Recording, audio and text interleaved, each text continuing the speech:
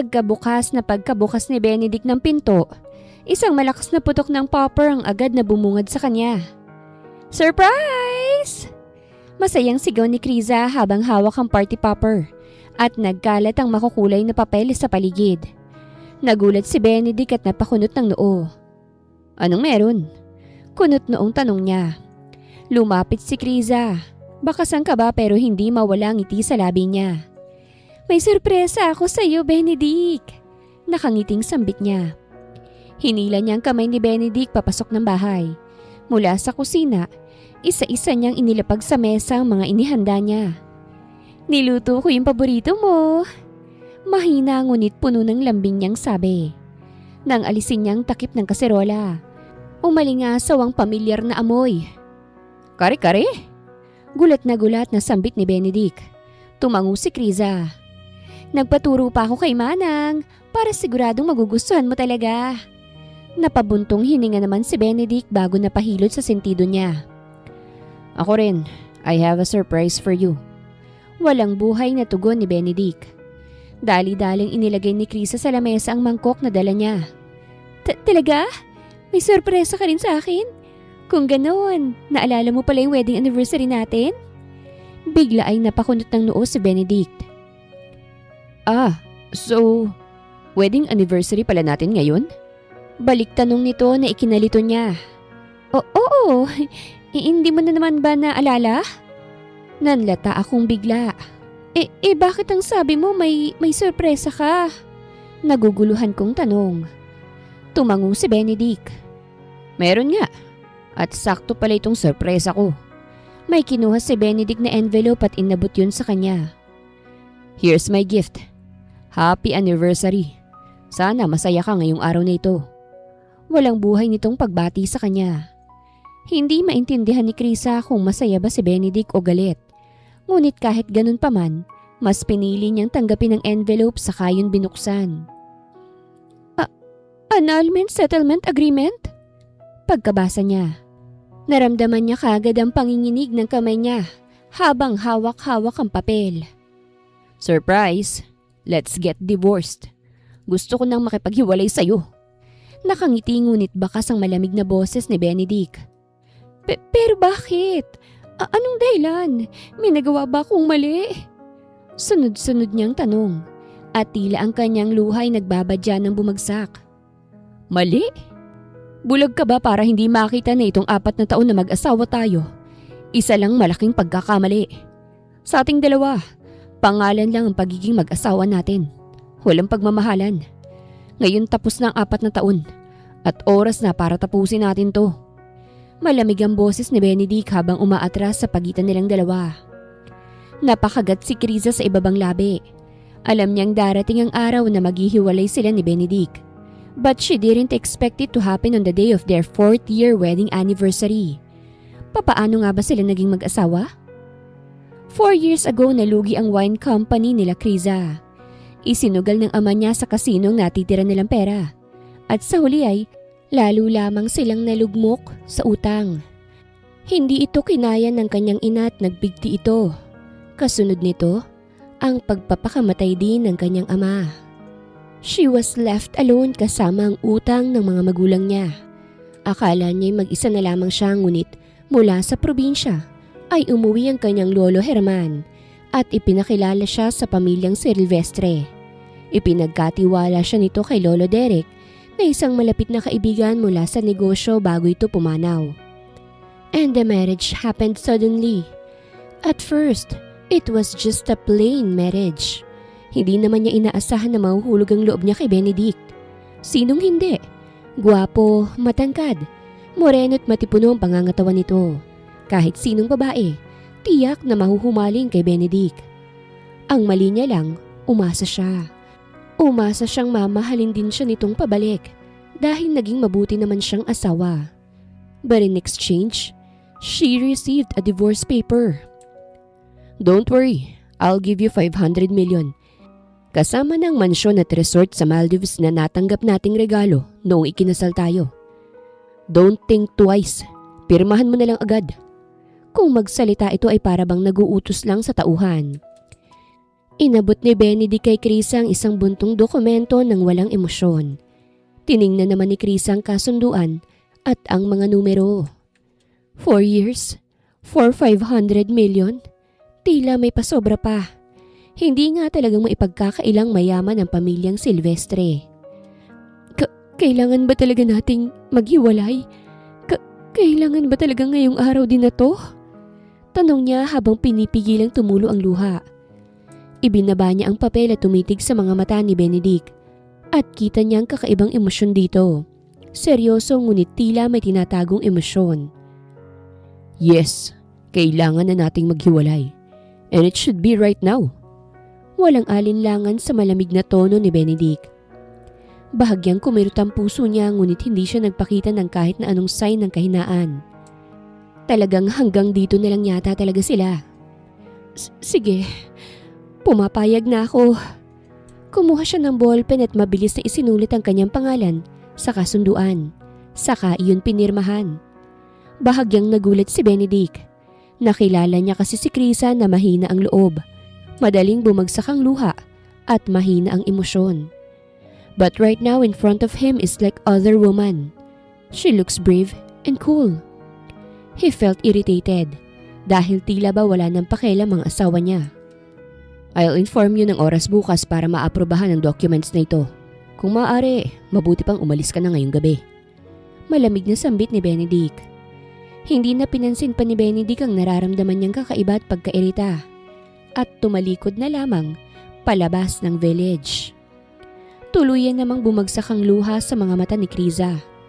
Kinagabihan, lalo pang lumala ang pagtrato ng mga kasambahay na dati nang hindi maganda ang pakikitungo kay Krisa. Nang malaman nilang pinapirma na siya sa divorce paper.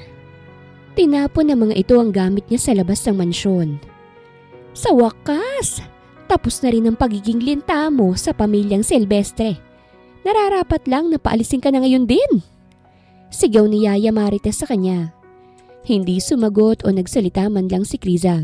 Sa halip, pinulot na lamang niya mga damit niyang nagkalat na sa malamig na semento. At that time, biglang may kotseng pumarada sa kanyang harapan at bumaba doon ang isang sopistikadang babae. Oh, Miss Shaira, nandito ka na pala. Biglang lumapit ang katulong na si Marites at kaagad inalalayan ng kadarating lamang na babae. Taas noong tumingin ng babae sa mga katulong. Be careful holding my things dahil mamahalin ang mga iyan. Hindi niyo yan kayang bayaran kahit buhay niyo pang kapalit. Ngayon ay napagtanto na ni Krisa kung bakit siya gustong paalisin kagad ni Benedict ngayong gabi. Because there's someone who will come. His mistress. Natawa siya sa kanyang isip. Benedict is a cheater. At nasasaktan siya para sa ganitong klase ng lalaki? I don't deserve him. Lumapit si Shaira kay Krisa na may mataas na tingin. Are you Krisa?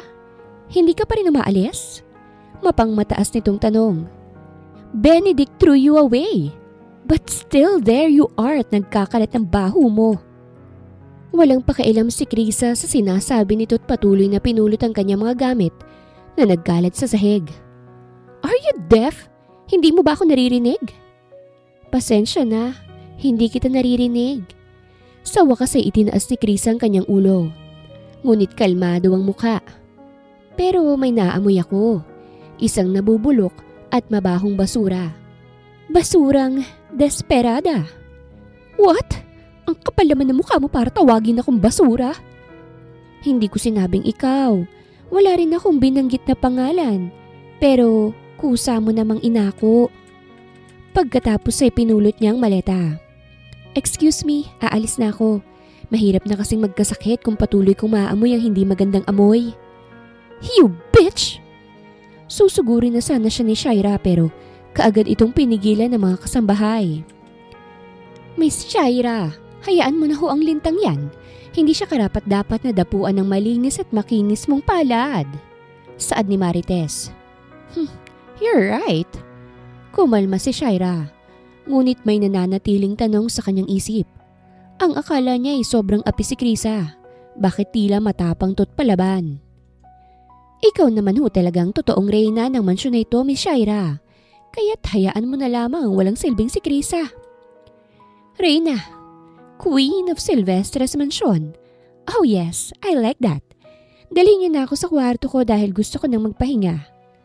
Tamang-tama ho dahil malinis at mabango na ang kwartong ipinahanda ni Sir Benedict para sa inyo. Tara na ho sa loob.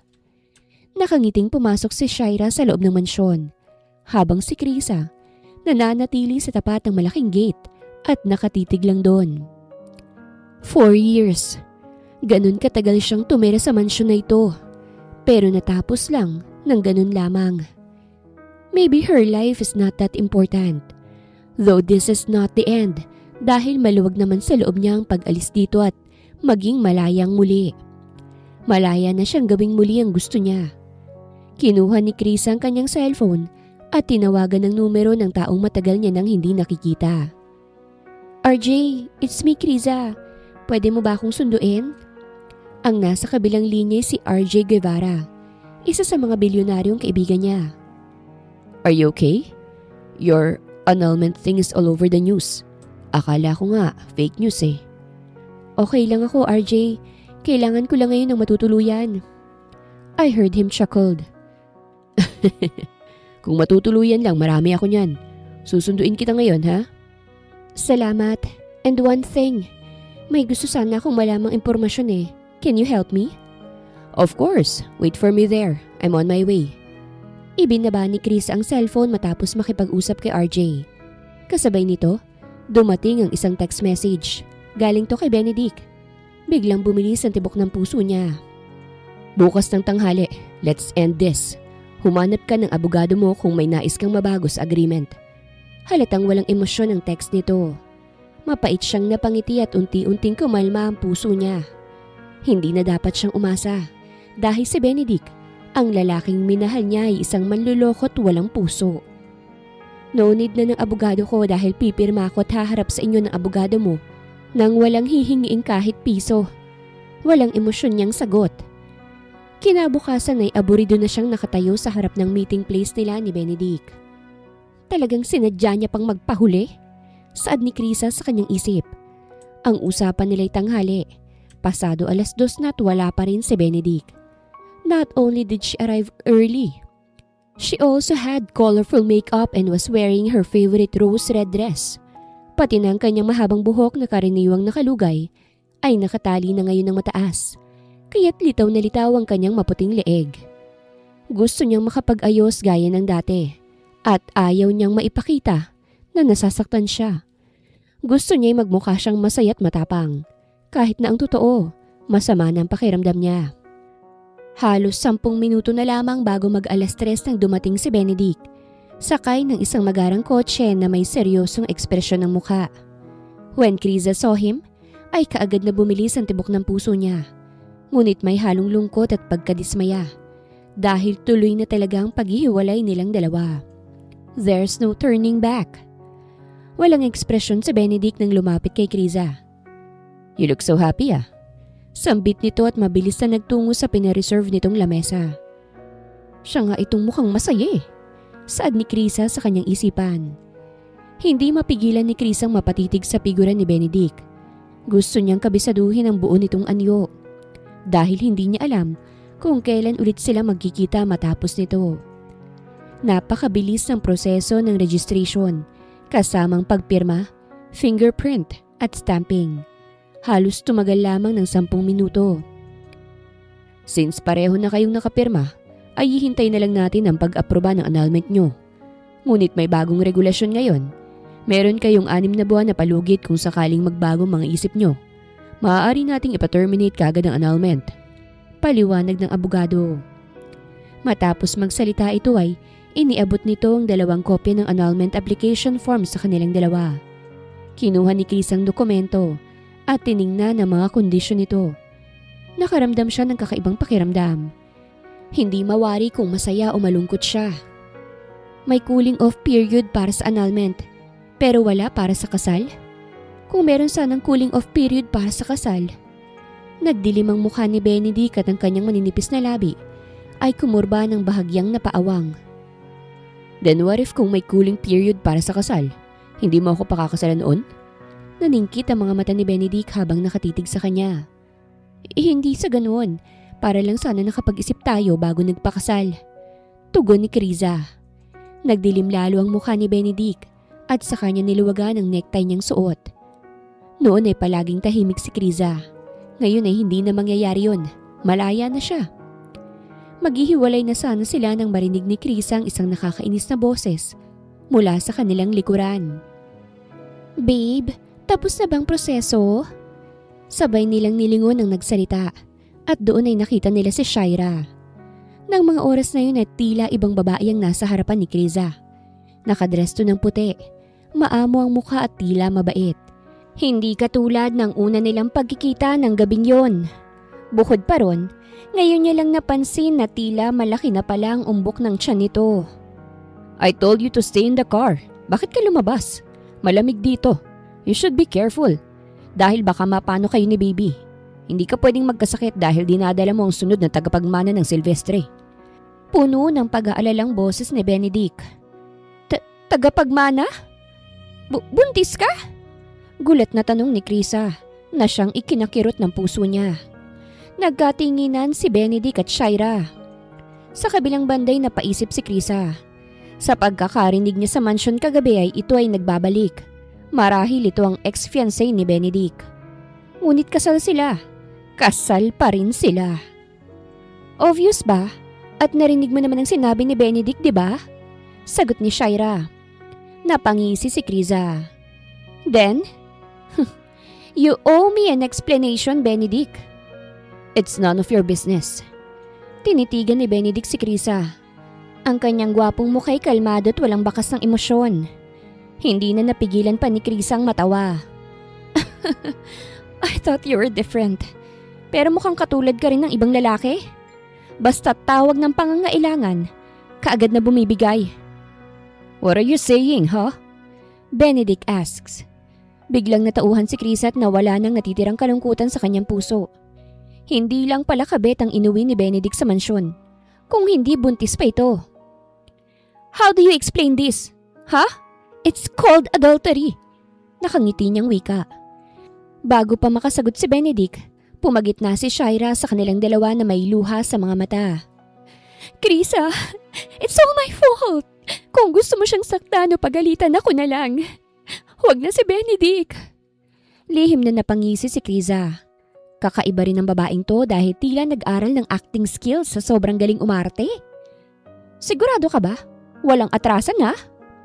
Kaagad na itinaas ni Kriza ang kanyang mga kamay na para bang sasampalin niya si Shaira. Daing kagad ni Shaira kahit hindi pa naman dumadapo ang palad ni Kriza sa pisngi nito. Wala pa nga pero kung makapag-react ka, kala mo naman nasaktan ka na ng sobra. Inayos ni Kriza ang kanyang sarili. But don't assume, dahil ayokong marumihan ng palad ko ng isang maruming kabet na katulad mo. At isa pa, hindi ako basta nga harang sa inyo kung nagmamahalan talaga kayo. Ayokong maging kontrabida sa kwentong gusto niyong buuin. Hindi makapagsalita si Shaira at nawala ang pagdadrama niyang paawa effect. Looks like the news is legit. Si Benedict at Kriza, kasal lamang dahil sa kontrata at wala silang nararamdaman para sa isa't isa. Dahil wala namang asawang basta nalang ipamimigay ang asawa niya sa kabet. Saad ni Shaira sa isip. But since it's adultery, I think kailangan natin muling mag-usap, Benedict. Kailangan nating gawing pantay ang paghahati sa mga ari-arian. Nang marinig ni Shaira na gusto niyang makipaglaban para sa ari-arian, nagmadali siya at hindi na nagpatuloy sa kanyang pagpapanggap bilang isang inosente at kawawa. Aba, teka lang! Benedict has given you 500 million, a mansion, and a resort in Maldives. Sapat na yun para sa iyo ah. At isa pa, 4 na taon ding nilinis ng Silvestre ang pangalan ng mga magulang mo. Binayaran nila ang utang ng pamilya mo. Huwag kang ganid, Kriza. Halos matawa si Kriza sa sobrang detailed na mga sinabi ni Shaira. I am the legal wife, FYI. Hindi pa kami lubos na hiwalay ni Benedict. At ikaw ngayong nasa harapan ko ay kabet. Kabet lang.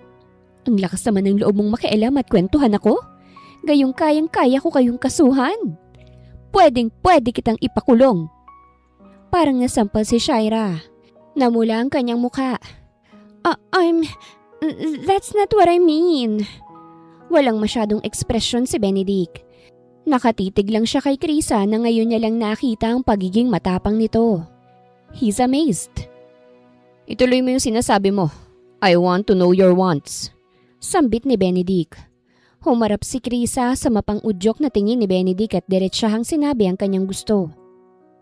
To be honest, Benedict, I don't need your money, the mansion, or even the resort ayoko. But there's one thing I want. Naningkit ang mga mata ni Benedict. What do you want? Hawak mo ang isang lupain sa probinsya ng Laguna. Ibigay mo yan sa akin. Ilipat mo sa pangalan ko ang titulo. Bahagyang kumunot ang noo ni Benedict na sinusubukang alalahanin. Lupain sa Laguna? Mayaman at malawak ang sakop ng mga Silvestre. Natural na may mga hawak silang mga lupain, lalo na kung tungkol sa negosyo. At ang nais niyang makuha ay kakapiranggot at walang halagang ari-arian nila. Anong nasa isip nito at gusto niyang makuha yun? Anong gagawin niya sa lupa? Ano kayang iniisip nito nang bitawan niyang 500 million sa cash at biglang humiling ng isang lupaing mababa kung kumita? Tanong ni Benedict sa kanyang isipan. Krisa is different now. This is not her wife. That's only what I want. After 6 months, muli tayo magkikita para muling pumirma rito. Kapag nasa akin na yun nakapangalan, saka ko pa lamang pipirmahan ng annulment papers natin. Alright, if that's what you want. Tugon ni Benedict. So, let's end here. Masyado nang maraming oras ang nasasayang. Nakangiti siyang nakipagkamay kay Benedict at tila nakikipagdeal lamang sa isang negosyo. Mabuti at tinanggap yun ni Benedict, kaya't hindi siya napahiya. Akala niya iiwan niya ang mga ito ng may ngiti sa labi at taas noo. Ngunit nanlabo ang kanyang mga mata at bigla siyang nakaramdam ng pagkahilo at bigat ng ulo. Nang tumalikod siya, biglang dumilim ang kanyang paligid at tuluyan siyang bumagsak ng malakas. Akala ni Krisa ay tuluyan na siyang babagsak sa sahig nang bigla niyang maramdaman ng mainit na bisig na may sumalo sa kanyang balingkinitang katawan.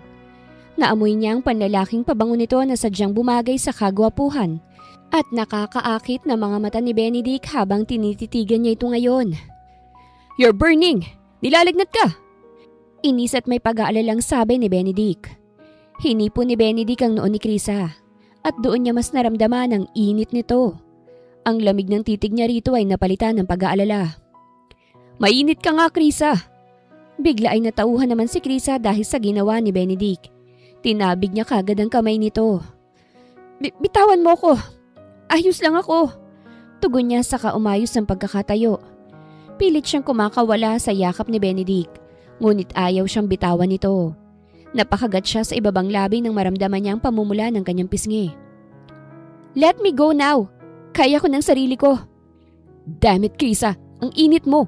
Kaya paano ako maniniwala sa'yo? Gustong matawan ni Krisa dahil sa ipinapakitang pag-aalala ni Benedict. Kung kailan sila magdi-divorce, saka ito nagkaroon ng pakialam sa kanya. Samantalang sa loob ng 4 na taon, tila multo lang siya sa mansyon na hindi nakikita. O baka naman, awa lang to. Pwes kung awa na lang to, hindi bali na lang. Ayaw niya maging kawawa sa harapan nito. Pati ng kabit niya. Bitaw na sabi, Benedict. Huwag mo akong tingnan na parang kawawa ko. Dahil hindi. Kaya kong sarili ko. Sigaw niyang muli. Pero kahit matigas ang pananalita ni Krisa, hindi nagsisinungaling ang kanyang katawan. Talagang nangihina ang kanyang buong katawan at tila wala na siyang lakas. Bigla ay binuhat siya ni Benedict ng pa-bridal style. Stay still, Krisa. Dadaling kita sa ospital. What? No! Ano ba? Ibaba mo nga ako! Sabing okay na nga ako eh. Nakaramdam siya ng hiya at tila naiilang habang nagpupumiglas. Baka nakakalimutan mong hiwalay na tayo. Hindi ko nakakalimutan dahil hindi pa tayo hiwalay. Sa loob ng 6 na buwan, asawa pa rin kita, Krisa. Natahimik si Krisa sa sinabing yun ni Benedict. Totoo naman ang sinabi nito pero bakit ganun? Masakit pa ring marinig na pagkatapos ng 6 na buwan ay hindi na sila mag-asawa. At bakit pakiramdam niya ay inilalaban pa rin ni Benedict ang meron sila. Nang makita naman sila ni Shaira na papaalis na, ay bigla itong natarantat humawak kuno sa kanyang tiyan. Benedict! Sandali lang, sasama ako. Nahihirapan akong maglakad. Sigaw ni Shaira. Huminto si Benedict at humarap sa kanya. Stay there. Ipasusundo kita kay Luis.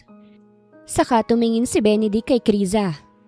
Mas kailangan kong unahing dalhin ang asawa ko sa ospital. Asawa? Asawa? Asawa? Paulit-ulit na nag-echo ang mga salitang yon sa tenga ni Kriza. Ang sarap pakinggan na sana noon niya pa narinig. Hindi kung kailan maghihiwalay na sila.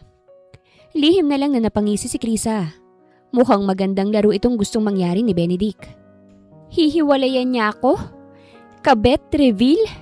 Buntis reveal? Tapos ngayon may pakialam na sa akin at asawa pa raw ako? Gusto mo ng laro? Then makikipaglaro ako sa'yo. Hindi na nagpumiglas si Chris at niyakap ang lieg ni Benedict. Kumurap siya at nagsalita ng mahinahon. Salamat, my ex-husband.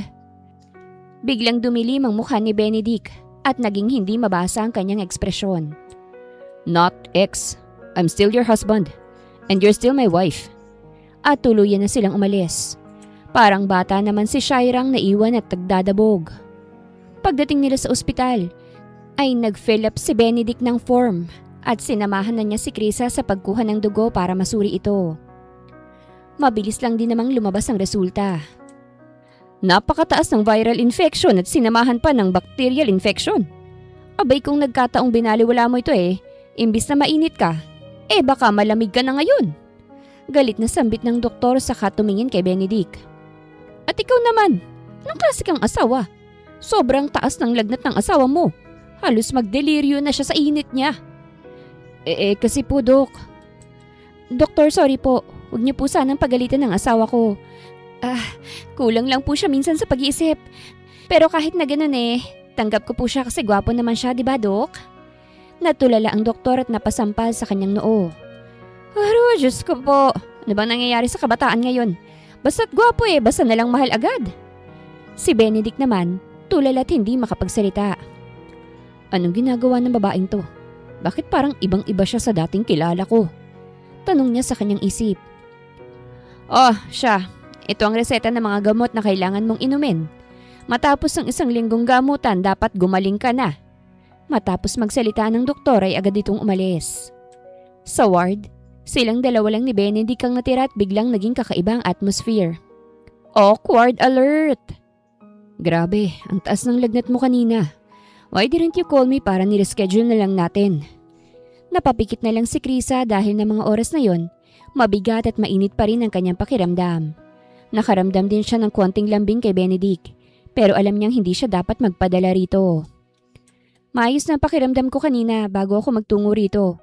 At saka kung i-reschedule natin, baka hindi niyo ma-enjoy ng kabit mo ang pagsasama niyong dalawa.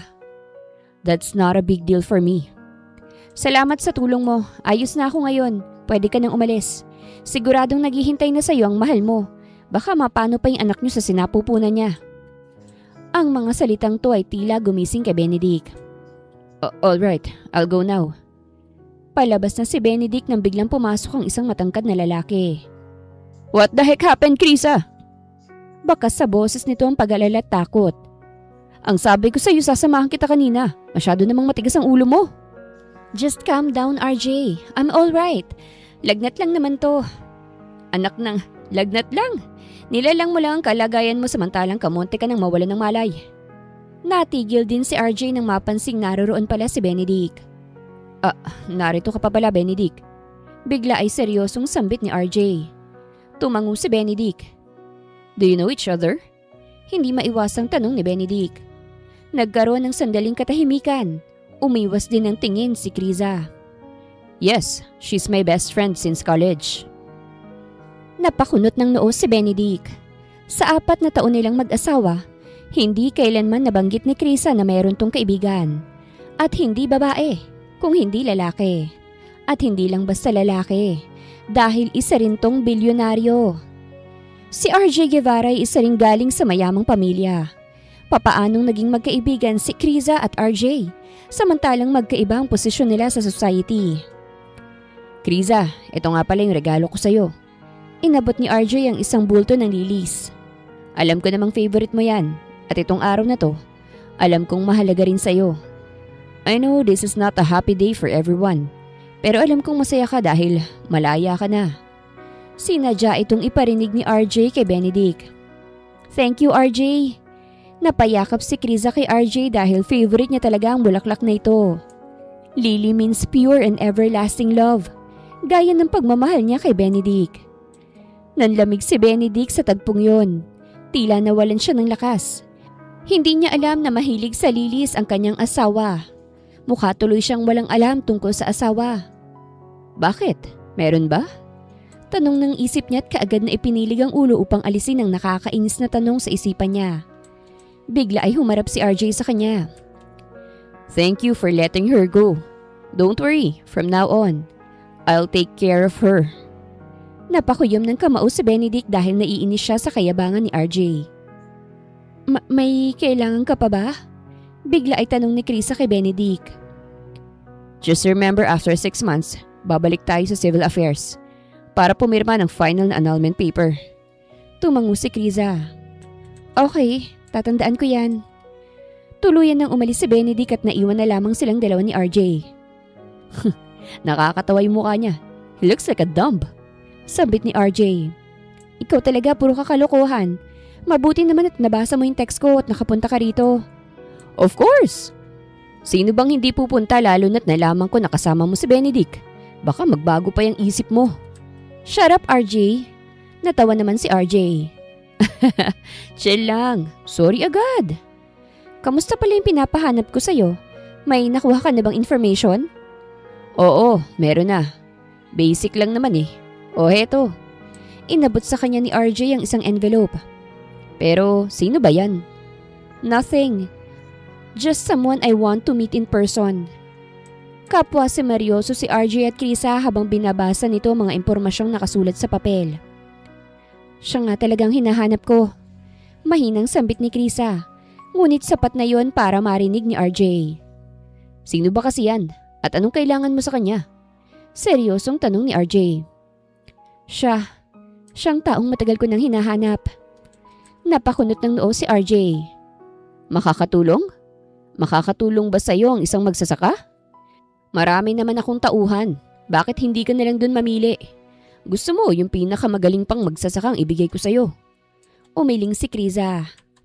No, RJ. Ayoko ng iba. Itong taong to ang kailangan ko. Sandaling nagkaroon ng katahimikan sa pagitan nilang dalawa. Habang si RJ, lihim na lamang na napapangiti dahil sa wakas, unti-unti nang bumabalik si Criza. Kung gaano ito kabihasa sa lahat ng bagay. This is a good start. Pero sigurado ka na bang makikipaghiwalay ka na kay Benedict? May silbi pa rin naman siya kahit papaano. Kaya bakit pumayag ka sa annulment? Pag-iiba ng topic ni RJ. Nakaramdam ng lungkot si Criza. Ngunit kaagad niya itong iwinaksi. Hindi siya magpapakita ng kahinaan kay RJ. At hindi niya rin naman maamin na minahal niya si Benedict ng higit pa sa sarili niya. Oo, sigurado na ako. Wala naman na akong kailangan pang patunayan pa kay Benedict. Tapos ng 4 na taong kasunduan. Hindi na dapat yun patagalin pa. Gusto niyang sabihin ng tungkol sa kabit nitong buntis. Ngunit hindi na niya binanggit pa dahil baka magwala ito sa galit. That's a good decision, Criza. I can't wait to finally see you beside me. Tama ka. Ako rin excited na. Dahil nakakasawa at nakakapagod din ang 4 na taong isang butihing asawa na sa huli itatapon lang na parang basura. At Silvestres Village. Napatayo sa kanilang kinuupuan sila Shaira at Benedict nang dumating ang mga magulang niya. Magkaibang reaksyon ng dalawa. Si Sonia na kanyang inay kaagad na sinalubong si Shaira at hinawakan ng kamay. Nagkakilala na rin tayo sa wakas. Napakaganda mong babae. Bagay na bagay ka sa anak ko. Tuwang-tuwang sambit nito kay Shaira. Totoo bang ipinagbubuntis mo ang anak ni Benedict? Tanong pa nito. Tumango si Shaira. Opo, 3 buwan na po akong buntis. Grabe, napakagandang balita. Sobra akong natutuwa dahil 3 buwan na rin ang nakalipas. Simula nang mawala ang panganay kong anak. At ang pagbubuntis mo ay para bang magkatugma. Maybe this is God's way to make me happy. Sa kabilang banda, si Henry na ama ni Benedict ay hindi maipintang muka at sukdulan ng galit kay Benedict. What are you doing, Benedict? Galit na sigaw nito. Dad, Napahilot si Benedict sa kanyang sentido dahil alam na niyang magagalit ito. Hindi pa kayo hiwalay ni Krisa pero nakabuntis ka na ng ibang babae? Ano bang klase kang lalaki? Baka nakakalimutan mo kung hindi dahil sa lolo ni Krisa ay matagal nang wala si Lolo Derek mo. Baka hindi na nakaahon pang pamilya natin. Wala kang utang na loob. 4 na taon nang nakalipas. Nangako kami ng lolo mo kay Lolo Herman na aalagaan namin si Krisa. Pero papaano pa namin matutupad yun ngayon? Lalo pang nagalit ang kanyang ama at sa hindi inaasahan ay inambahan nito ng suntok si Benedict. Mabilis namang pumagitna si Shaira kila Benedict at sa ama nito. Tito Henry, don't be mad. Kasalanan ko po ang lahat eh. Hindi ko dapat ipinagbubuntis ang batang ito kung nahihirapan kang tanggapin kami. Aalis ako bukas ang bukas din. Paawa effect ni Shaira. No! Walang aalis sa mansyon na ito. The baby in your belly was signed from my firstborn. Hindi ako papayag na alis ka. Natatakot na sambit ni Sonia. Henry, wake up! Apo natin ang dinadala ni Shaira. Laman at dugo ng pamilyang Silvestre. Kahit na Sonia, mali pa rin ang ginawang to ni Benedict. Bakit mo ba palaging kinakampihan ng babaeng yon? 4 na taon sila ni Benedict pero hindi niya tayo mabigyan ng apo. Anong silbi niya sa pamilya natin? Bukod sa lolo nito na may utang na loob si Papa. Wala na. Year 2013 na, Henry. Iba na ang panahon ngayon. Siguro naman sapat na rin ang 4 na taong tinulungan natin si Krisa. Gaya ng nakasaad sa kasunduan. 4 na taon lang. At kung hindi nila mahal ang isa't isa ay palalayain na lang nilang isa't isa.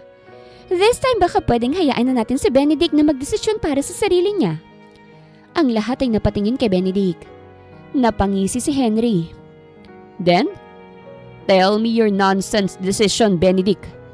Tila wala ng tiwalang sambit ni Henry. Si Benedict ay may payat na pangangatawan at malamig na aura na para bang wala siyang kinalaman sa madugong alitang ito. Ang mga mata niya ay tumingin ng malalim sa bahagyang lumalaking tiyan ni Shaira. Just like what you see, higit 3 buwan ng buntis si Shaira. Ang batang to, dugo ng pamilya Silvestre at kailangan ng disenteng pagkakakilanlan. I filed a divorce application sa amin ni Krisa. Kapag napawalang bisa ng aming kasal, pakakasalan ko si Shaira. Pagkatapos magsalita ng lalaki, sabay na bumuntong hininga ng ginhawa si Sonia at Shaira. Si Henry naman ay galit na galit at gusto nang suntukin ang anak niya hanggang mamatay. Ikaw talagang bata ka! Seryoso ka ba? Napailing si Henry. Napakatanga mo para itapon mo ang asawa mo. Mas pinili mo pa yung kirida. Kung nabubuhay lang si Lolo Herman, tiyak ay wala kang kalalagyan. Magandang araw mga viewers! Ang kwentong ito ay hatid ng Love Series TV. Salamat sa pakikinig! Siya na nga ang malakas at matapang, pero matagal naman na siyang patay. At ginawa na natin ang tungkulin kay Krisa. Inalagaan natin ang kahuli-hulihan nilang apo at binayaran ng lahat ng utang nila kahit kapalit nito ay kasiraan din ng pamilya natin. Sapat na yun, Henry! Sigaw ni Sonia. Nang makita ni Benedict na muling nag-aaway ang mga magulang, ay sumimangot siya. Nasabi ko nang dapat kong sabihin, kung gusto niyo mag-away maghanap kayo ng ibang lugar. Inis niyang sambit. Malalim na buntong hininga ang pinakawalan ni Henry. Ikaw na bata ka. Palagi kang mayabang at matigas ang ulo. Wala nang makakapagpabago ng desisyon mo maliban sa iyong nakatatandang kapatid. Kung buhay pa siya baka nakumbinsi ka niya. Biglang bumigat at naging malungkot ang atmosfera. 3 buwan nang nakalipas ang biglaang pagkamatay ni Benji ay nagdala ng matinding dagok sa pamilya nila. Kung talagang gusto mong pakasalan ng babaeng to, wala akong magagawa. Pero may isang bagay kang kailangang ipangako sa akin. Kung hindi, puputulin ko ng relasyon natin bilang mag-ama. Tumango si Benedict at tila naging interesado ito. What is it? Tell me, Dad. Tinitigan ni Benedict ang kanyang ama ng walang emosyon. Ang kanyang gwapong mukha ay laging tila tahimik at hindi madaling mabasa. Kaya nahihirapan ang kanyang mga kausap o kaharap na maintindihan kung anong emosyon o nararamdaman niya. Benedict, dapat mong itago ito sa iyong lolo. Mahina ng kanyang puso ngayon at malapit na siyang sumailalim sa heart transplant. Alam mo namang si Chris ang paborito niya at itinuturing niyang sariling apo. Kung malalaman niyang hiniwalayan mo si Krisa para sa isang kirida, siguradong magagalit siya. At baka ikaw pang maging dahilan ng pagkawala niya. Tumango si Benedict. I understand, Dad. Aayusin ko ang tungkol kay Lolo. Titiyakin ko na hindi niya malalaman sa ngayon. Tugon ni Benedict dahil ayaw niya rin naman na mapahamak ang kanyang lolo. He didn't want him to suffer more, lalo pat matanda na ito. Si Shaira naman ay lihim na napapatiimbagang dahil sa sakit magsalita ng daddy ni Benedict. Talagang wagas kong sabihin ito ang salitang, Querida. Hindi naman yata tamang term yun para sa kanya. She will become soon the Madam of Silvestre's Empire. At dala niya ang susunod na tagapagmana. Nararapat lang na siya'y galangin ng kahit na sino, hindi ba? We will go now. I will trust you about your lolo. Kung gagawa ka o ang kirida mo ng gulo, natitiyak kong parehas ko kayong palalayasin dito sa villa. Huling banta ni Henry. Nakaramdam ng takot si Shaira. Hindi maaaring mapatalsik siya rito. Bago pa man umalis ang mag-asawa ay kinuha ni Sonia ang kamay ni Shaira. Alagaan mong apo namin. Siya ang magiging kapalit ni Benji. Huwag mong pababayaan ang sarili mo, ha? Dahil ngayon pa lang, itinuturing ka na naming parte ng pamilya. Nakangiting sambit ni Sonia. Lihim na napangiti si Shaira. Naisip niyang mukhang hindi siya mahihirapan dahil meron siyang kakampi sa pamilya ng Silvestre. At ang mismong Great Madam pa. Opo, Tita Sonia. Iingatan ko pong sarili ko para sa anak namin ni Benedict. Tugon ni Shaira. Don't call me Tita. Call me Mommy. Dahil simula ngayon ako nang tatayong ina mo rito sa villa. Sige po, Mommy. Pagpapanggap pa nitong nahihiya. Samantalang si Henry, hindi pa rin tanggap si Shaira. Mananatiling mali sa kanya ang sitwasyon dahil sa ginawa ni Benedict. Para sa kanya, ang mali ay hindi maaaring itama ng isa pang pagkakamali. At ang ginawa namang ito kay Krisa, hindi makatarungan. Kaawa-awang babae, hindi man lang nakaranas ng tunay na pagmamahal mula kay Benedict.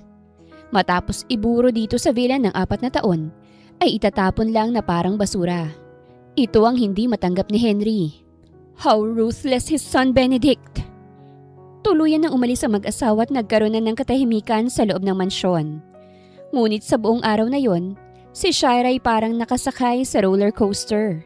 Pabago-bago ang kanyang emosyon pero wala siyang pakialam. Dahil hindi naman mahalaga sa kanyang mag-asawa o kahit pang matandang Silvestre. All she cares about Benedict's decision. Dahil si Benedict ang may pinakamataas na otoridad sa buong pamilyang Silvestre. Pati na rin sa buong city. Ito ang may pinakamaraming kapangyarihan sa mga desisyon. Nang mga oras na yon, nakatayo si Benedict sa tabi ng bintana sa veranda. Nakatingin sa mga lilis na nakatanim sa kanilang hardin. Halos ngayon niya lang napagmasdan ang mga ito ng ganun katagal. Dahil hindi naman siya laging narito sa villa. Ngayon niya lang na-appreciate ang kagandahan ng mga ito. Krisa, lilis. At ngayon lang din niya nalaman na ito pala ang paboritong bulaklak ni Krisa. Unending love. Iyon ang ibig sabihin ng bulaklak kung tungkol sa pag-ibig. Napaisip si Benedict. Ngayon niya lang tila nakilala ang kanyang asawa. Talaga yatang napakasama niya. Ultimo simpleng detalye tungkol kay Krisa, hindi niya alam. Maybe he's the one whose fault ket hindi nag-click ang marriage nila. Ngayon tuloy, tila namimiss niya ang kanyang asawa. Benedict, where are you? Boses yun ni Shaira at nawala siya sa kanyang pag-iisip. I'm here. Bakit? Anong kailangan mo? Formal niyang tanong kay Shaira dahil dalawa lang naman sila ngayon. Lumapit si Shaira kay Benedict at pinunasan nito ang peking luha sa pisngi. Pasensya na. Nagdulot kami ng problema sa iyo ng anak ko. Siguro mas mabuti na umalis na lang kami. Ayoko kasing mag-away-away ang pamilya niyo dahil lang sa akin. Itigil na lang natin ang pagpapanggap, Benedict. Walang mababakas na kahit na anong emosyon kay Benedict. Ngayon ba sila aatras kung kailan wala na ang asawa niya? At hinarap na niya ang galit ng daddy niya? Oo, nakakaramdam siya ng lungkot ngayon pero hindi yun sapat para sa isang pangakong nais niyang tuparin. We can't back out, Shaira. This is the last wish of my Kuya Benji. Mahal ko si Kuya at mahal ka niya. Ito ang huling hiling niya. Ang bigyan kita ng buo at masayang pamilya. Ayoko namang sirain ang pangako ko sa kanya. Dahil sa akin at sa anak ko. Galit ngayon ang daddy mo sa'yo. Pagpapatuloy ni Shaira, ang kanyang boses ay nanginginig. Nasaktan mo rin si Krisa. Nakakonsensya na ako. Tapusin na lang natin to, Benedict. It can't be. Gaya ng sabi ko, may pangako ako kay Kuya Benji. At kahit hindi ko anak ang dinadala mo, laman at dugo pa rin siya ng isang Silvestre. Sagot nito, subalit ang mga salita'y tila walang kabuluhan. Mahirap ang mag-isa, ang maging isang single mom. At hindi ko hahayaan na mahirapan ka dahil natitiyak ko, kung buhay si Kuya Benji, hindi ka rin niya pababayaan. Sa lahat ng sinabi ko, patuloy pa rin sa pag-iyak si Shaira. Ang kanyang luhay nagdudulot sa akin ng higit pang pagkabahala. Alam kong nais niyang maantig ako. Pero sa mga sandaling yon, wala akong magagawa kung hindi ang manatiling malamig at lumayo. At isa pa, hindi alam ni Daddy ang buong kwento. Paliwanag ko. Kaya wag mong dibdibin ang kanyang mga sinabi. Kahit pa masakit yon sa parte mo. And what about Krisa? She's in pain for sure. Natahimik ako ngunit kaagad ding nakabawi. Tungkol kay Krisa, kasal lang kami sa papel. Wala akong nararamdaman para sa kanya. Malamig kong sabi.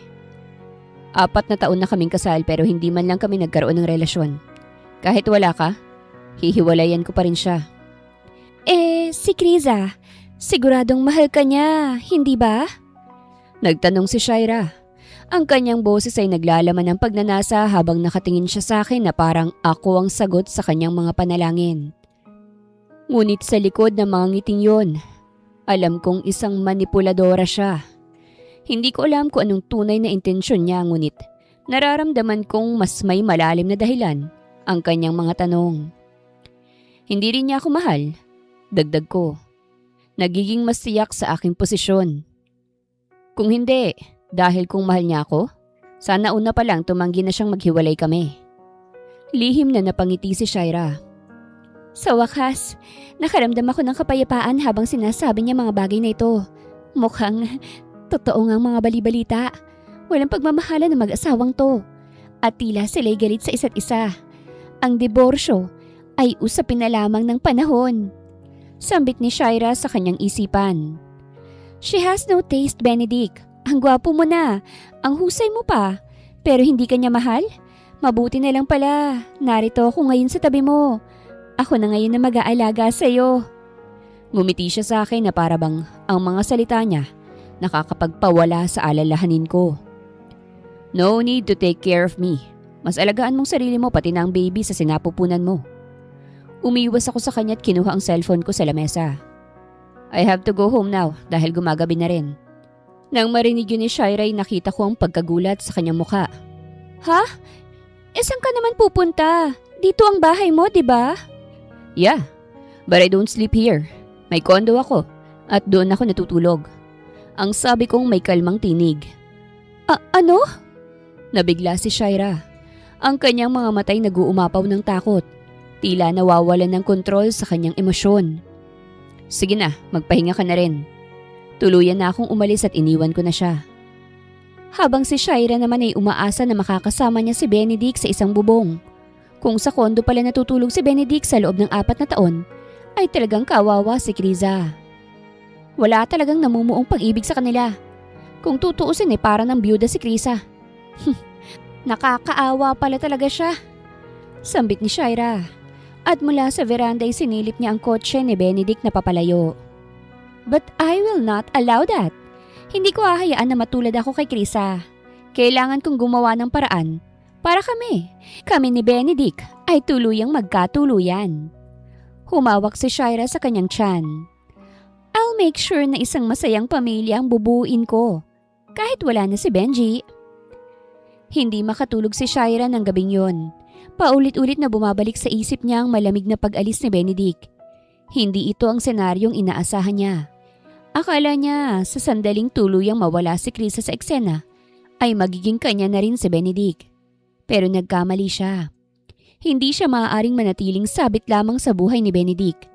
Kailangan niyang maging dahilan ng desisyon nito.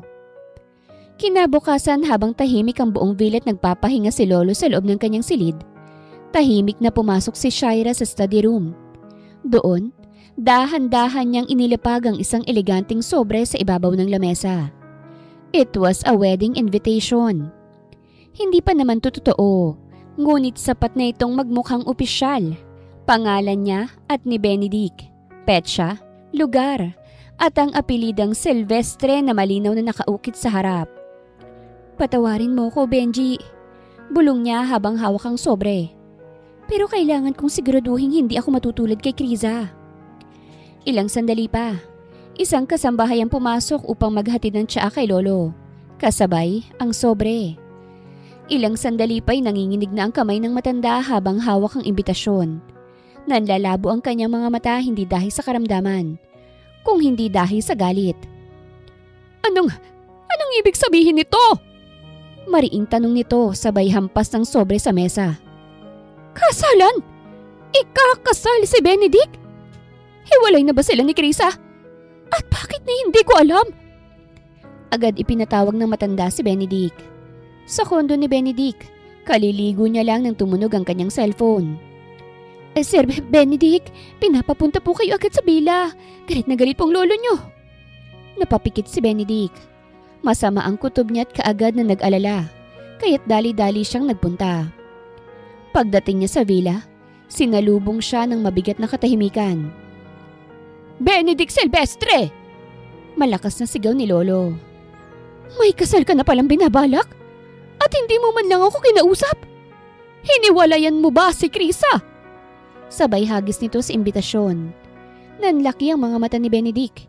Kinuha niyang imbitasyon at doon niya nakita ang nakasulat na pangalan nila ni Shaira. Mariin niyang nilukot ang papel. Who did this? Malamig niyang tanong. Tahimik ang lahat. Mula sa likod, dahan-dahang lumapit si Shaira. Hawak ang kanyang tiyan, luhaan at nanginginig ang boses. Hindi ko naman sinasadya, Benedict. Akala ko kasi kapag nalaman ni Lolo, mas magiging malinaw sa lahat ang magiging direksyon natin bilang isang pamilya. Tumigil ka, Shaira! Malamig niyang putol. Nanlaki ang mata ni Shaira. Ngayon lang siya sinagot ni Benedict ng ganon. This is not right, Shaira. Pinangunahan mong desisyon ko. Paano kung napahamak si Lolo? Pero, Benedict! Enough with your reasons. Tahimik na tumulo ang luha ni Shaira ngunit sa loob-loob niya, kumukulo ang galit. Samantala, si Lolo'y napahawak sa dibdib. Hindi ko tinatanggap ang pakikipaghiwalay mo kay Krisa. Mariin itong sambit. Hindi mo maaaring sirain ang pamilya ng ganito lang, Benedict. Nanigas si Benedict. Pero, Lolo, tawagin mo si Krisa. Papuntahin mo siya rito ngayon din.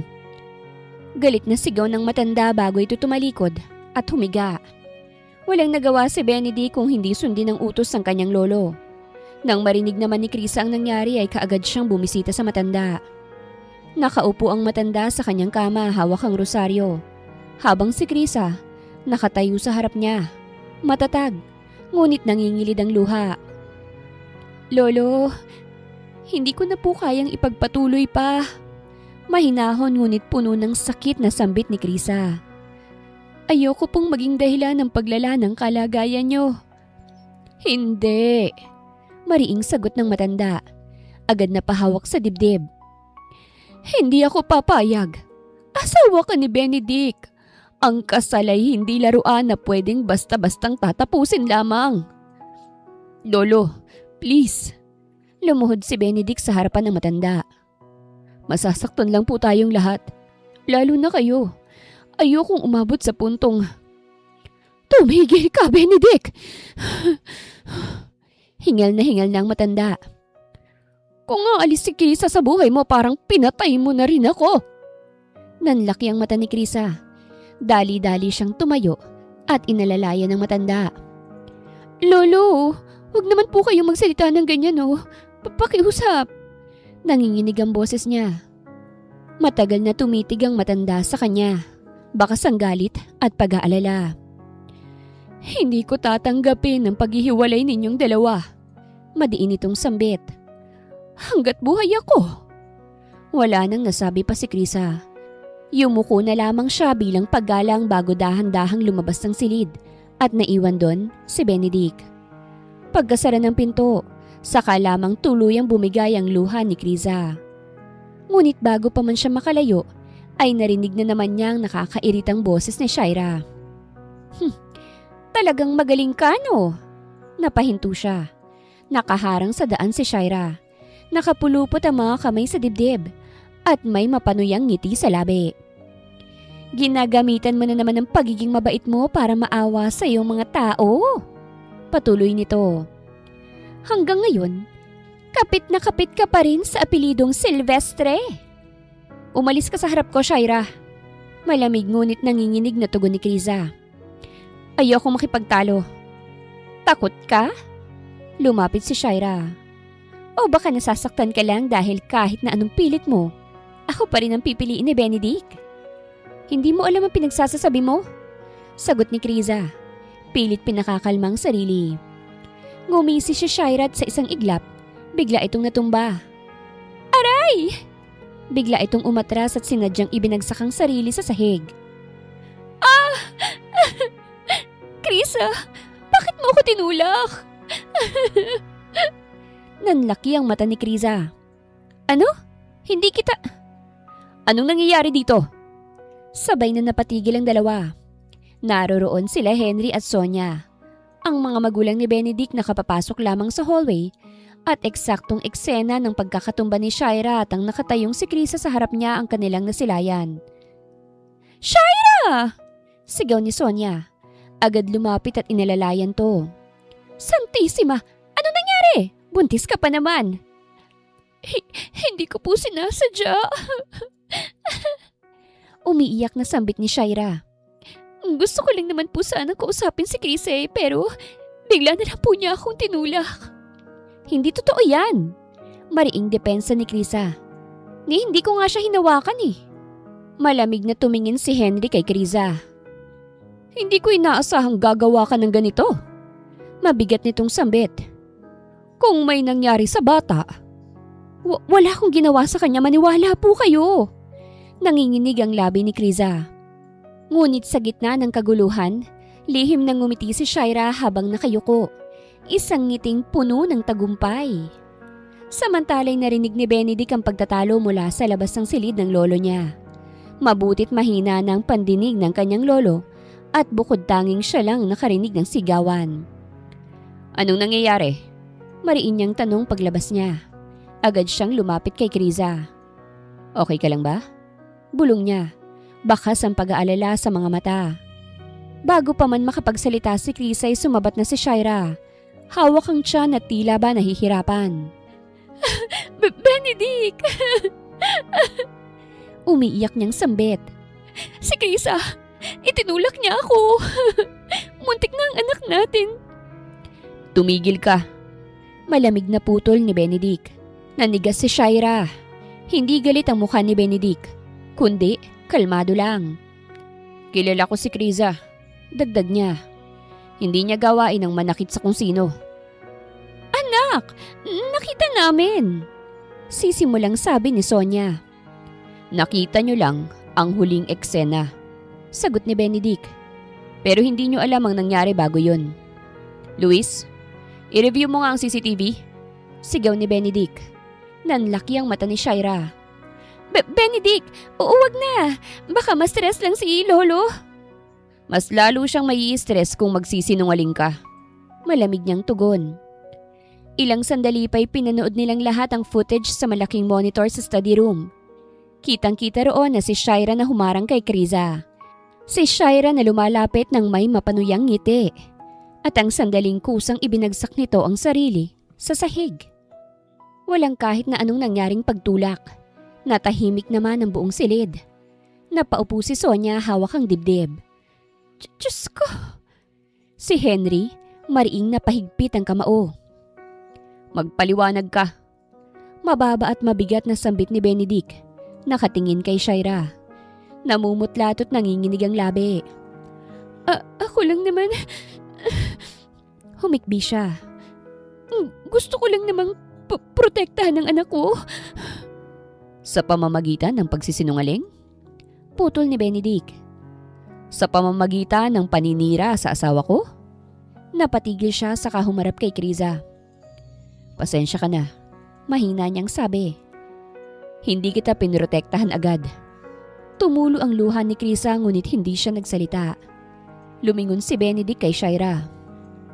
Mula ngayon, mariin niyang sambit. Wala ka ng karapatang manatili sa villa. Benedict! Sigaw ni Shaira. Hindi mo pwedeng gawin to. Anak mong dinadala ko. Then you should have take care of yourself. Dahil ikaw ang gumagawa ng ikakapahamak mo. Balik sigaw ni Benedict. Sa loob ng kwarto ay rinig naman ng lahat ng matandang sigawan. Salamat. Mahinang sambit nito. Salamat at nasa tamang pag-iisip pa rin si Benedict. Kasalukuyang tahimik ang rooftop ng villa. Sa kauna-unahang pagkakataon matapos ang magulong araw, si Benedict at Chris ay magkatabing nakatayo. Kapwang nakatingin sa madilim na langit.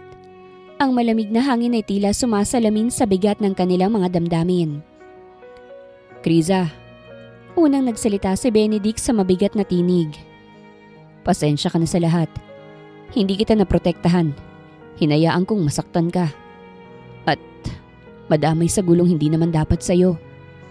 Tahimik na nakikinig si Kriza. Wala siyang galit sa mga mata. Pagod lang. Matagal na akong nasaktan, Benedict. Mahinahon niyang tugon. Pero mas masakit ang nalaman na hindi mo man lang sinabi sa akin ang totoo. Na niloko mo ko. Napayuko si Benedict. Matagal bago siya muling nagsalita. Kailangan ko na talagang umamin. Sabi niya. Hindi ako ang ama ng dinadala ni Shaira.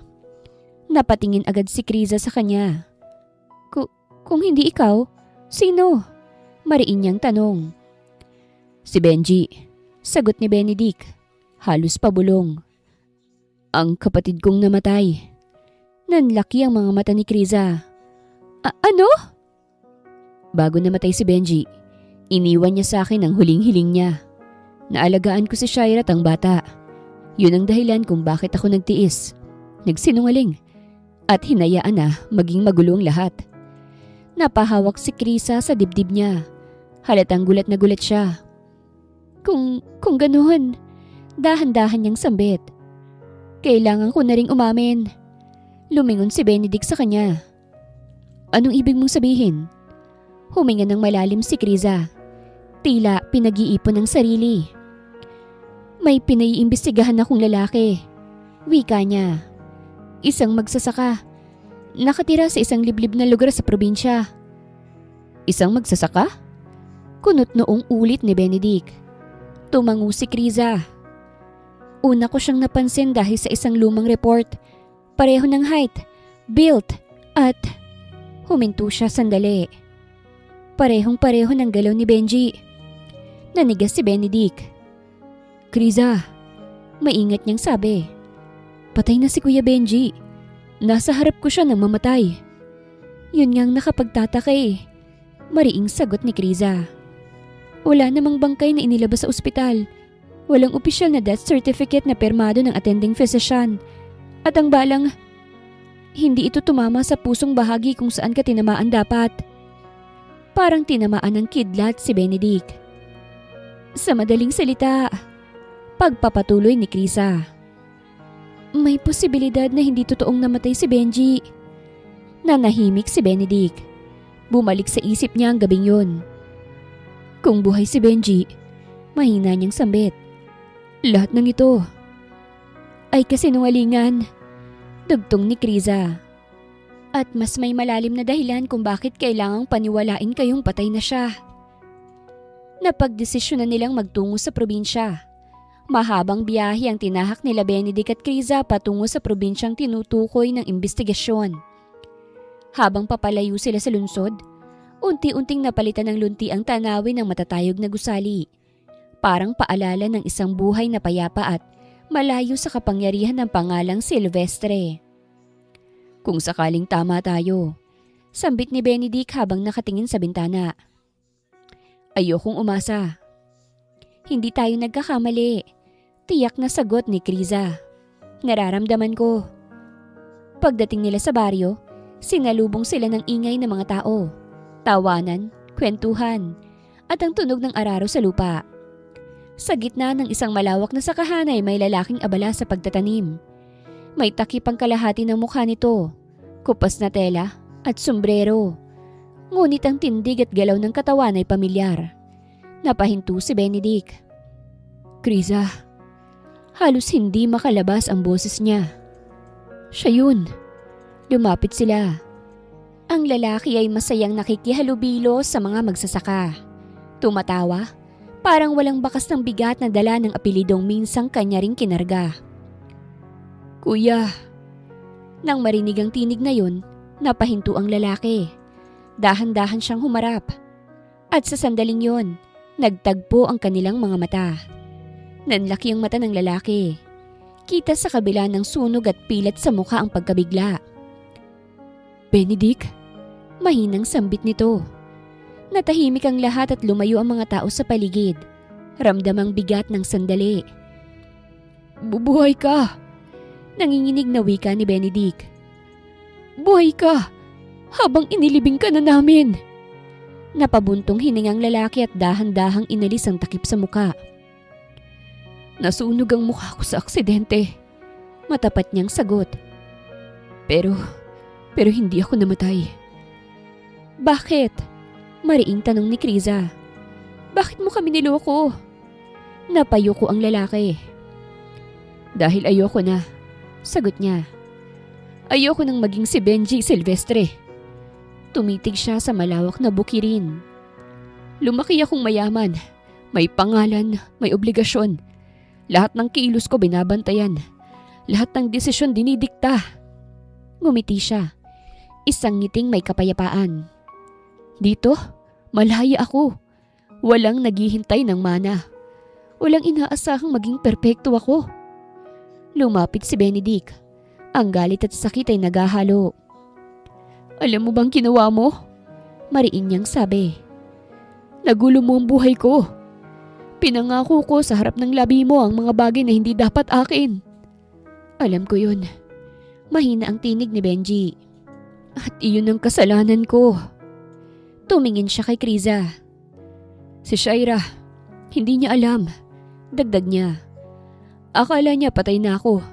Ang bata, anak ko talaga. Nanahimik si Kriza. Kung ganoon, malamig niyang sabi. Kailangan mo nang bumalik. Umiling si Benji. Hindi. Benji, giit ni Benedict. Si Lolo. Mas mabuti nang isipin niyang patay na ako kaysa makita akong buhay, pero hindi siyang pinili. Huminga ng malalim si Benji. Ginusto kong takasan ang buhay na inukit para sa akin. Wika niya. Ginusto kong maging malaya, kahit kapalit nito ay ang mawala sa lahat. Tahimik na tumulo ang luha ni Benedict. Pero hindi mo naman pwedeng takasan ng responsibilidad. Mariing sabi ni Kriza.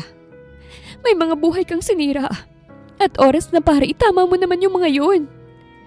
Tumingin si Benji sa bukirin at sa mga taong itinuring siyang isa sa kanila. Alam niyang sa sandaling umalis siya rito, hindi na siya kailanman magiging malaya muli. Ngayon malinaw na sa akin ang lahat. Isang pamilyar na boses ang nagsalita. Parang biglang tumigil ang mundo nila. Sabay-sabay na napalingon sila Benedict, Kriza at Benji sa likuran. Naroroon ang matanda't nakatayo at nakasandal sa tungkod. Ngunit matatag ang tindig. Sa magkabilang gilid niya'y naroroon ang mga magulang ni Benedict. Kapwang may luha sa mga mata. Hindi galit kung hindi pananabik. Lolo, natigilan si Benedict. Nang magtagpo ang mga mata ng matanda at ni Benji, walang galit na bumungad, kung hindi matinding sakit at pangungulila. Buhay ka pala. Nanginginig na sambit ng matanda. Habang araw-araw kitang inaalaya ng dasal bilang isang patay.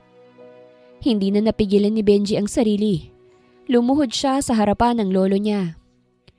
Patawad! Patawad po, Lolo. Basag ang tinig nitong sambit.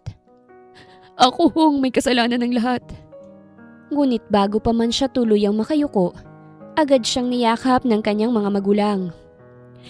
Miss na miss ka na namin, anak ko. Umiiyak na sabi ng ina nila. Mahigpit siyang yakap.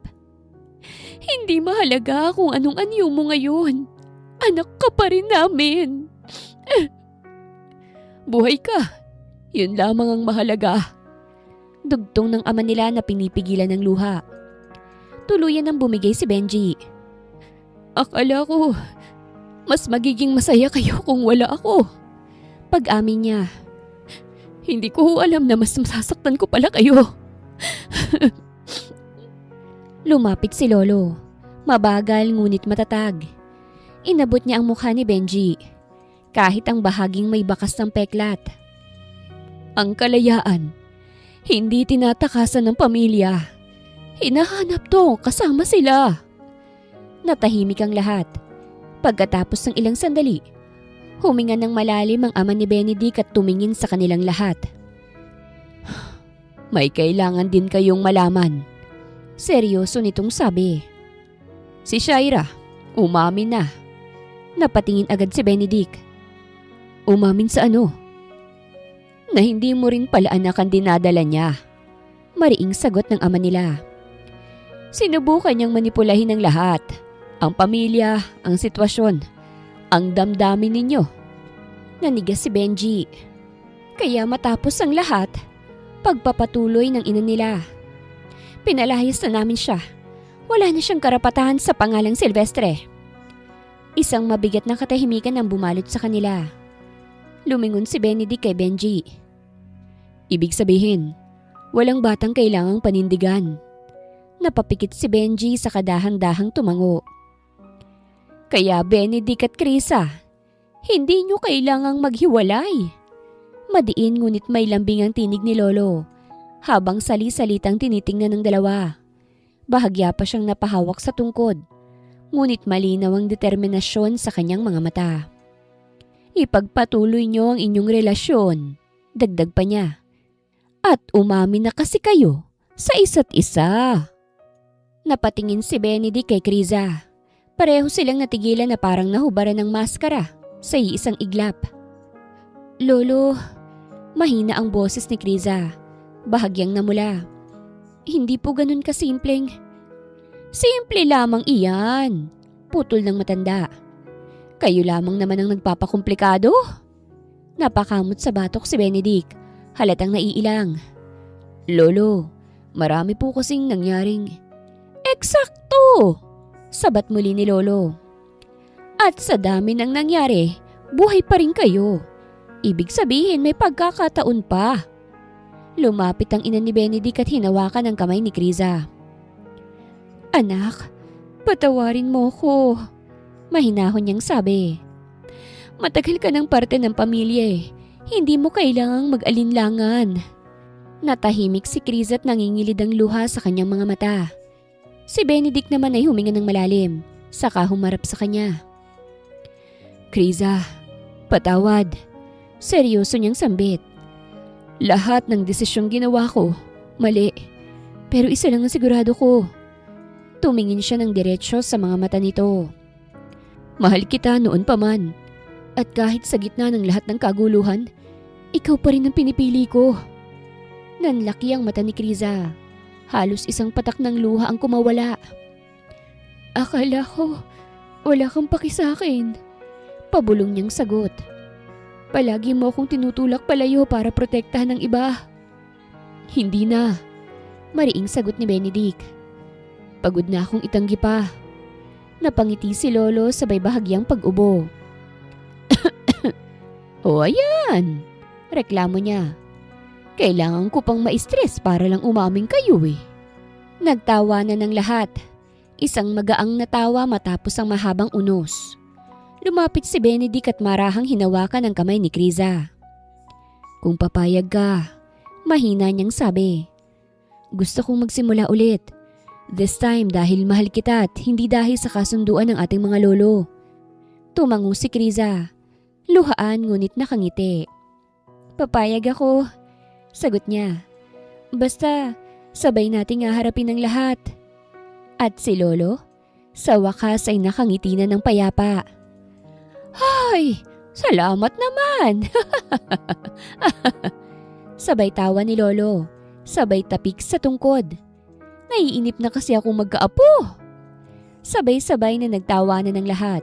Nawala ang bigat ng nakaraan. Napalitan ng saya at pag-asa. Ngunit biglang napahinto si Krisa. Napahawak siya sa bibig, tila nahihilo. Mabilis niyang tinakpan ng bibig at napasandal kay Benedict. Krisa? Gulat na tawag ni Benedict. Agad siyang inalalayan. Okay ka lang ba? Hindi ko alam eh. Mahina niyang sagot. Parang nasusuka ko. Nagkatinginan ng lahat. Ang ina ni Benedict ay biglang napangiti. Isang ngiting pamilyar at puno ng kahulugan. Benedict? Mahinahon ngunit may halong kilig niyang sabi. Kailan pa huling na-delay si Krisa? Nanlaki ang mata ni Krisa. Mama! Delay? Sabay tanong ni Benedict na halatang nabigla. Tumango ang ina niya. Kailan bang huling buwan ng dalaw niya? At kanina pa siyang namumutla. Ganyan din kasi ako noong nagdadalang tao ako sa inyo. Parang tinamaan ng kidlat, dahan-dahan siyang huminga saka tumango. Hindi ko pa sigurado. Amin niya. Pero oo, may posibilidad. Biglang napaupo si Lolo habang hawak ang dibdib. Ngunit hindi dahil sa sakit kung hindi dahil sa kagalakan. Sandali! Sabik niyang sabi. Huwag muna kayong mag-ingay. Baka naman maudlot. Muling nagtawanan ng lahat. Si Benedict ay tuluyang napangiti. Hindi mapigilan ng saya. Hinawakan niyang kamay ni Krisa ng mahigpit. Kung totoo man to, pangako ko, hindi ko nahahayaang mag-isa ka. Malambing na sambit ni Benedict. Humilig si Krisa sa balikat niya. At kung hindi man, masaya pa rin ako. Dahil sa wakas, totoo nang nararamdaman natin para sa isa't isa. At sa pagkakataong ito, hindi na sila pinag-isa sa kasinungalingan, kung hindi sa pag-ibig at katotohanan. Ang pag-ibig na pinilit ay nagdudulot ng sakit, ngunit ang pag-ibig na pinili ay nagbibigay ng kapayapaan. Hindi sapat ang obligasyon. Kailangan ng katapatan at respeto. Wakas.